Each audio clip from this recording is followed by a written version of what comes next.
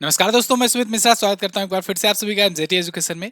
साथियों, कनाडा के प्रधानमंत्री जस्टिन ट्रूडो ने इस्तीफा दे दिया है। तो अब कनाडा के प्रधानमंत्री जब इस्तीफा दिए हैं तो इसको लेकर के देश और दुनिया भर में तमाम तरह की खबरें बन रही है। कुछ कह रहे हैं कि इस पे पीछे ट्रंप का हाथ है, कुछ कह रहे हैं इसके पीछे भारत का हाथ है, कुछ कह रहे हैं इसके पीछे एलन मस्क का हाथ है, कुछ कह रहे हैं कि ये हारने वाले थे, इनको पहले से अंदाजा लग गया था, इसलिए ये इस्तीफा दिए हैं।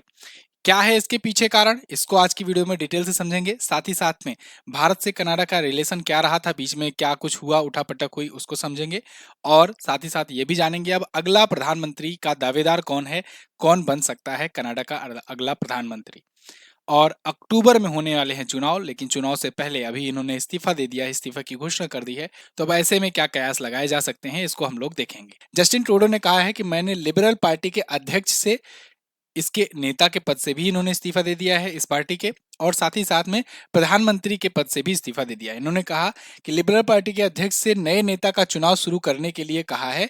अगर मुझे घर में लड़ाई लड़नी पड़ेगी तो आने वाले चुनाव में सबसे बेहतर ऑप्शन नहीं बन पाऊंगा। मतलब इनका ये कहना है कि हमारी पार्टी में ही मतभेद है, हमारे प्रति असंतोष है, इसीलिए हम घर में ही लड़ाई नहीं करना चाहते हैं। एक बेहतर विकल्प के लिए मैंने बोल दिया अपनी पार्टी वालों को, और अब इस्तीफा देने की घोषणा कर दी है। हालांकि ये इस्तीफा अभी नहीं होगा, ये इस्तीफा मार्च से माना जाएगा। अभी इन्होंने घोषणा कर दी है मार्च तक, जब तक नया कोई नहीं चुन लिया जाता इन्हीं की पार्टी में से, क्योंकि अभी तो चुनाव हुआ नहीं है। जब चुनाव होगा अक्टूबर में, तब देखा जाएगा कि इनकी पार्टी जीतती है या कोई और पार्टी जीतती है। इनकी पार्टी फिर जीतती तो फिर देखा जाएगा कौन बनाया जाएगा। लेकिन अभी तो कुछ महीने बाकी हैं, तो ऐसे में इन्हीं की पार्टी का कोई लीडर को बनाया जाएगा प्रधानमंत्री। तो इन्होंने कहा है कि मार्च तक अभी मैं इस पद पर रहूंगा, लेकिन अभी मैंने इस्तीफे की घोषणा कर दी है कि मार्च के बाद पद छोड़ दूंगा। मार्च तक अपने ही पार्टी में से कोई चुन लिया जाएगा प्रधानमंत्री। अब हम लोग आगे वीडियो में समझेंगे कि क्यों इन्होंने इस्तीफा दिया है, क्या दबाव था इनके ऊपर, या फिर इन्होंने कुछ सोची समझी ऐसे मतलब कि चाल चली हुई है, राजनीतिक चाल, जिसको लेकर के इन्होंने इस्तीफा अभी के लिए दिया हुआ है। इसको आगे हम लोग समझेंगे, लेकिन आगे बढ़ने से पहले एक जरूरी बात यह है आपके लिए कि बुक अपनी आ चुकी है। ब्रह्मास्त्र करंट अफेयर है, साल 2024 के जनवरी से लेकर के दिसंबर तक का संपूर्ण करंट अफेयर का यहाँ पर समाहित है, चैप्टर वाइज डिटेल एक्सप्लेनेशन के साथ। प्रश्नोत्तर माध्यम में है, चैप्टर वाइज है, टारगेट बना बना करके आप पढ़ सकते हो। इसमें टारगेट वाइज आपको पेजेस दिए गए हैं, तो आप बेहतरीन तरीके से अपनी तैयारी कर सकते हो, 2024 का करंट अफेयर तैयार कर सकते हो। आने वाले जितने भी एग्जाम्स होंगे आपके 2025 में, सब में ये बुक काम आने वाली है।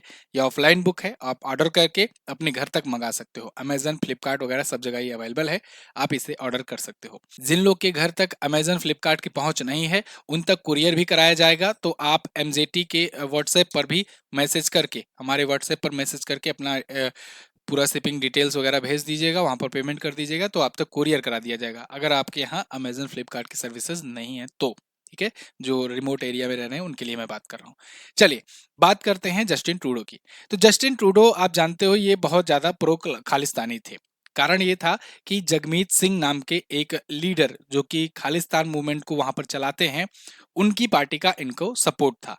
उनकी पार्टी के 25 सांसद जो हैं, संसद बोले तो 25 मेंबर, इनकी संसद में जो सदस्य हैं 25 सदस्य, वो जगमीत सिंह की पार्टी से थे, न्यू डेमोक्रेटिक पार्टी से। उनका समर्थन इनको था। तो इसी वजह से ये बहुत ज्यादा प्रो खालिस्तानी हो गए थे, और भारत खालिस्तान का विरोध करता आया है। तो ये जो है उन्हीं के दबाव में आकर बहुत सारे बयान भारत के खिलाफ, भारत की सॉवरेनिटी के खिलाफ दिया करते थे। लेकिन 2024 में क्या हुआ कि न्यू डेमोक्रेटिक पार्टी ने अपना समर्थन वापस ले लिया। तो 170 में से 170 बहुमत के लिए चाहिए होता है, तो इनको 153 बची सीट, तो ये अल्पमत में आ गई। हालांकि एक और पार्टी ने सपोर्ट दे दिया, तो उस टाइम तो बच गई थी इनकी सरकार, नहीं तो उसी टाइम इनकी सरकार गिर गई होती 2023-24 के आसपास में। तो उस टाइम तो बच गई है, लेकिन फिर भी भारत के खिलाफ इन्होंने आग उगलना जारी रखा।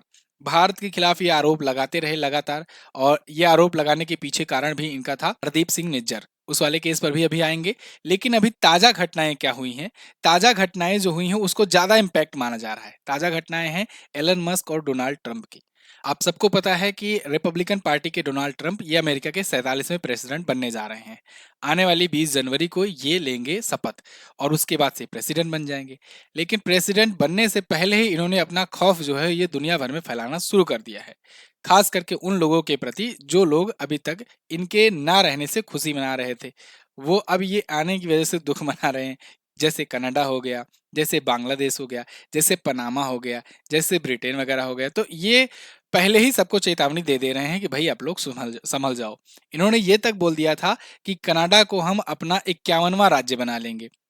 यूनाइटेड स्टेट्स ऑफ अमेरिका में 50 स्टेट्स हैं और कनाडा को ये 51वां स्टेट्स बना लेंगे और जस्टिन ट्रूडो को गवर्नर बना देंगे। जैसे स्टेट्स में गवर्नर होते हैं इनके यहाँ, वैसे एक और स्टेट का गवर्नर जस्टिन ट्रूडो को बना देंगे।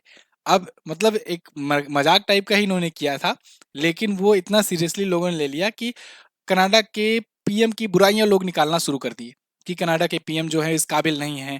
यही वजह है कि ट्रम्प ऐसा कह रहे हैं, ट्रम्प ऐसा कह करके मजा ले रहे हैं। कनाडा में चुनाव भी लगे हुए हैं तो सारी उनकी कमजोरियां, सारी बुराइयां उभर करके सामने आने लगी। ऐसे में एलन मस्क कहाँ चुप रहने वाले, ये ट्विटर पर अलग ही बवाल मचाए रहते हैं। ये भी लगातार ट्वीट पे ट्वीट कर करके उनका मजाक उड़ाना, उनकी बुराइयों को दिखाना शुरू कर दिए।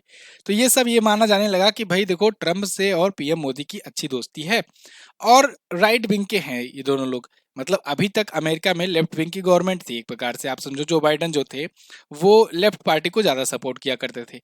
तो फिर अब उनके जाने के बाद जब ट्रम्प की यहाँ पर सीट आई, ट्रम्प यहाँ पर राष्ट्रपति बने अमेरिका के, तो ऐसे में माना जा रहा है भारत और अमेरिका और ज्यादा क्लोज होगा।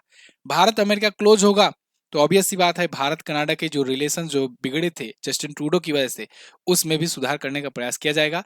लेकिन जब इंडिया ने खुले तौर पर यह कह दिया था कि भारत और कनाडा का रिलेशन अभी जो खराब हुआ है उसके पीछे केवल एक व्यक्ति जिम्मेदार, अगर ये एक व्यक्ति ना रहे तो भारत कनाडा दोबारा से रिश्ते अपना सही कर सकता है।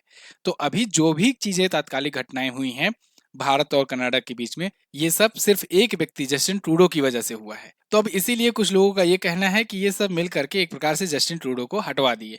अब जस्टिन ट्रूडो प्रेशर में आकर के जब हट गए हैं तो अब ये कयास लगाए जा रहे हैं कि भारत और कनाडा के रिलेशन भी आगे चल करके सुधर जाएंगे।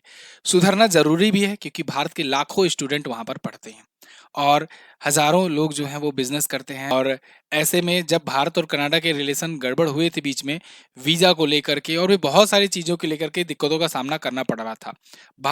भारतीय जो वहां पर रह रहे हैं उनको गलत तरीके से ट्रीट किया जा रहा था। तो मतलब बहुत बुरी स्थिति में, अब तक के इतिहास में सबसे निचले स्तर पर भारत और कनाडा का रिलेशन चला गया है।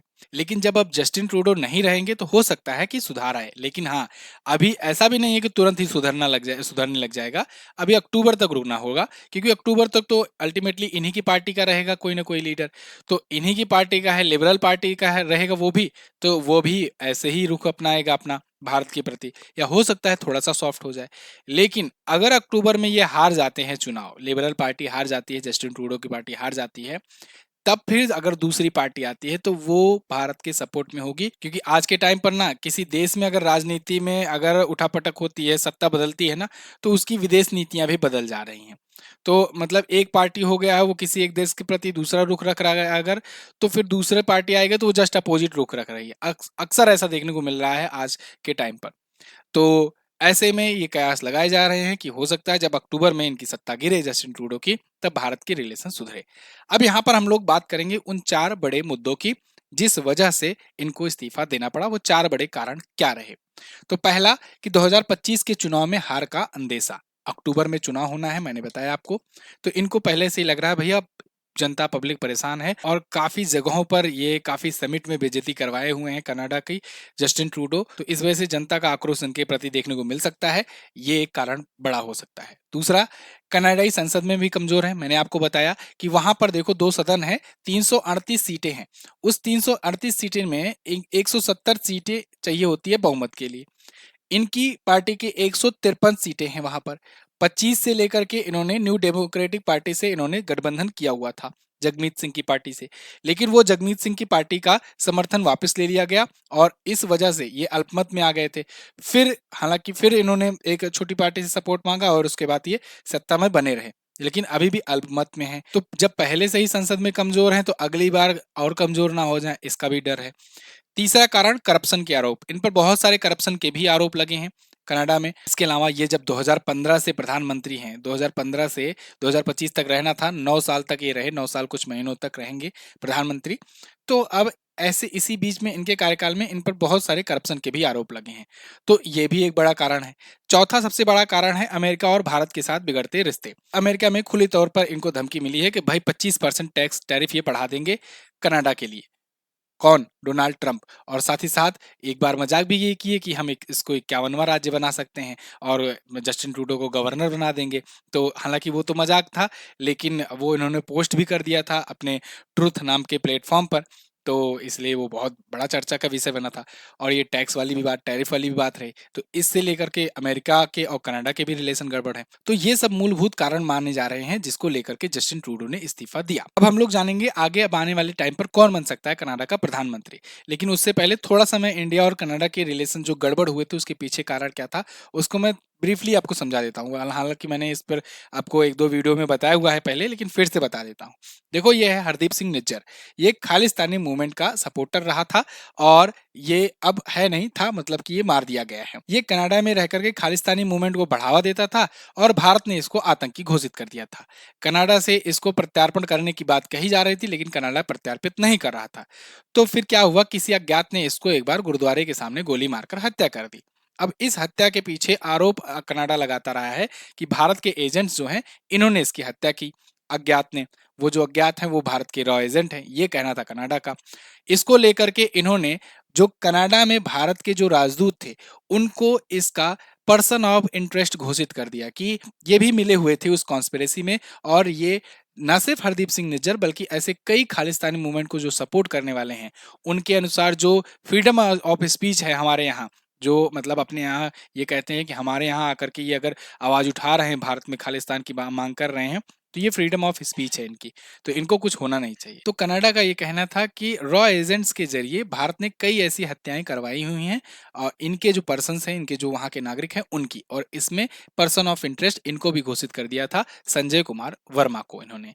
हालांकि उसके बाद फिर दोनों के हाई कमीशन खत्म किए गए, वहाँ के दूतावास बंद किए गए और भारत ने भी उनके जो राजदूत हैं या कहें कि जो उनके हाई कमिश्नर्स हैं उनको भेज दिया था और उधर से भी बुला लिया था अपने। तो हरदीप सिंह निज्जर जो है ये भारत के लिए तो आतंकी था ही और इसको आतंकी घोषित भी किया गया था। ऐसे कई और खालिस्तानी जो लीडर्स थे, खालिस्तानी मूवमेंट को सबके सपोर्टर थे, उनकी किसी न किसी तरीके से अज्ञात लोगों ने आकर के हत्याएं कर दी थी समय समय पर। अब इसी बात को लेकर के ये आरोप लगा रहा था। बीच में ये पन्नू भी था, ये भी आकर के भारत के खिलाफ जहर उगलता रहता है। हालांकि तब ये लोग कुछ नहीं कहते हैं, लेकिन जब इन पर अटेम्प्ट होता है कुछ भी तो उसके पीछे सीआईए एजेंट तक भी लग जाते हैं इसके पीछे कॉन्स्पिरेसी भारत को दिखाने में। तो ये सब चीजें थी, इस पर मैंने आपको समय समय पर वीडियो भी दी। एक बार तो इन्होंने ये कह दिया कि इसके पीछे लॉरेंस बिश्नोई का हाथ है, लॉरेंस बिश्नोई गैंग से रॉ एजेंट जो है वो जाकर के हत्याएं करा रहे हैं। तो भारत ने कहा भाई इतने भी बुरे दिन नहीं आए हैं हमारे, है ना, कि हमारे रॉ एजेंट इतने भी कमजोर नहीं है कि किसी गैंग का सहारा ले। फिलहाल अब बात करते हैं हम लोग आगे के पीएम के पद के उम्मीदवार कौन कौन है, प्रोबेबिलिटी कौन है कि आगे प्रधानमंत्री कौन बन सकता है। तो देखिए, इस लिस्ट में क्रिस्टिया फिरेन है, ये पूर्व डिप्टी पीएम रह चुकी हैं। 2019 से 2024 तक ये कनाडा की डिप्टी पीएम थी, यानी उप प्रधानमंत्री थी। तो ट्रूडो के खिलाफ पार्टी में आवाज बुलंद करने वाली और कई सांसदों का सपोर्ट इनके है। मतलब कि ये डिप्टी पीएम तो थे ही, साथ ही साथ अपने ही प्रधानमंत्री के खिलाफ ये आवाज उठाने में कभी नहीं कतराती हैं और इनके प्रति बहुत सारे सांसदों का सपोर्ट भी माना जाता है। तो इसलिए कहा जा रहा है कि ये भी बन सकती हैं। दूसरा, डोमिनिक लेब्लांक, ये फाइनेंस मिनिस्टर रह चुके हैं और ट्रूडो के भरोसेमंद है। अगर ट्रूडो अपने भरोसेमंद किसी को बनाना चाहते हैं तो इनको ऑप्शन में रख सकते हैं। इसके अलावा मार्क जोसेफ, ये मार्क जोसेफ कार्नी जो हैं ये इकोनॉमिस्ट हैं, बैंकर हैं, लिबरल पार्टी के आर्थिक सलाहकार रहे हैं। इनको भी एक ऑप्शन में रखा जा रहा है, देखा जा रहा है। मेलानी जोली, ये फॉरेन अफेयर्स मिनिस्टर रह चुकी हैं, विदेश मंत्री रह चुकी हैं और 2015 से कैबिनेट मंत्री और लिबरल पार्टी में मजबूत पकड़ है। जब से प्रधानमंत्री हैं जस्टिन ट्रूडो तब से ये कैबिनेट में उनके हैं, तो इनकी भी अच्छी खासी पकड़ है, तो इसलिए इनको भी ऑप्शन माना जा रहा है। इनके अलावा दो भारतीय लोगों को, भारतीय मूल के जो भारतवंशी हैं उनको भी कनाडा के प्रधानमंत्री पद के दावेदार के रूप में देखा जा रहा है। इनमें एक है अनीता आनंद और एक है जॉर्ज चहल। तो इन दोनों को भी देखा जा रहा है कि ये भी हो सकता है, इनकी भी अच्छी पकड़ है वहां पर, तो हो सकता है कि ये भी बन जाए प्रधानमंत्री। फिलहाल अब देखा जाएगा आगे कौन बनता है, जो भी बनेगा मैं आपको अपडेट तो दूंगा ही। आपको क्या लगता है कि क्या जस्टिन ट्रूडो के जाने से या इनकी पार्टी अगर हार जाती है चुनाव, दूसरी पार्टी का अगर आता है वहां पर सत्ता आती है, तो क्या भारत और कनाडा के रिलेशन में सुधार आएगा? अगर आएगा तो क्यों आएगा, नहीं आएगा क्या खालिस्तानी मूवमेंट उस पर भी हावी रहेगा? ये जो भी आपका मतलब आपके दिमाग में आता है आप लोग कमेंट बॉक्स में लिखिए, आपकी जो भी राय है मैं जानना चाहूंगा। Thank you so much. और बुक को जाकर के ऑर्डर कीजिए अमेजन फ्लिपकार्ट से, लिंक डिस्क्रिप्शन में दिया गया है और पिन कमेंट में भी मैंने छोड़ दिया है। Thank you so much. जय हिंद, वंदे मातरम।